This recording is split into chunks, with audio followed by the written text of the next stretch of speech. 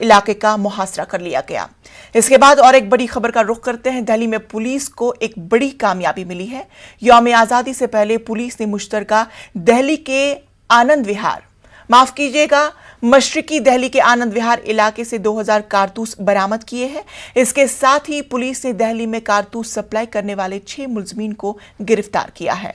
मशरिकी Delhi police ने इन suppliers को आनंद विहार इलाके से 2 थैलियों के साथ गिरफ्तार किया। अब इन मुलजमीन से पूछताछ की जा रही है कि ये 2000 कारतूस कहां और किसको सप्लाई करने जा रहे थे। पुलिस को शुबा है कि ये कारतूस किसी बड़ी वारदात को अंजाम देने के लिए फराहम किए जा रहे थे।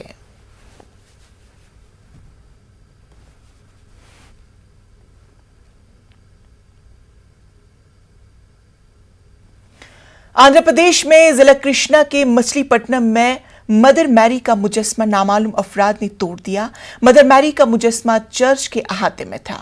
पुलिस सीसीटीवी कैमरे को खंगाल रही है और मुलजमीन की तलाश जारी है।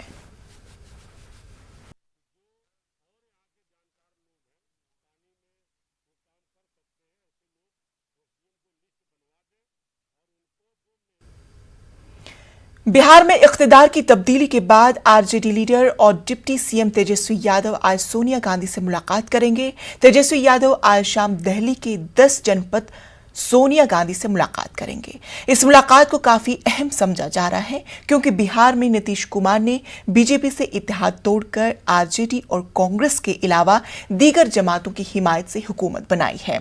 सोनिया गांधी से मुलाकात के दौरान काबीना में कांग्रेस एमएलए को शामिल करने के मामले पर बातचीत हो सकती है।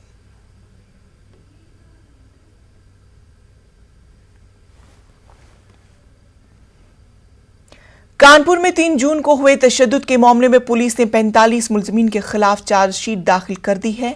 इसके अलावा 6 बेकसूरों को रिहा कर दिया गया है। इस मामले में 62 लोगों को मुलजिम बनाया गया था।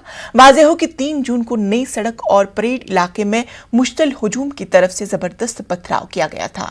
इस मामले में कानपुर पुलिस ने कल 62 लोगों को मुलजिम बनाया था, जिसमें मास्टरमाइंड हयात जफर हाशमी, बिल्डर हाजी वसीम, अकील खचड़ी, शफीक और बाबा बिरयानी के मालिक मुख्तार बाबा नुमाया थे।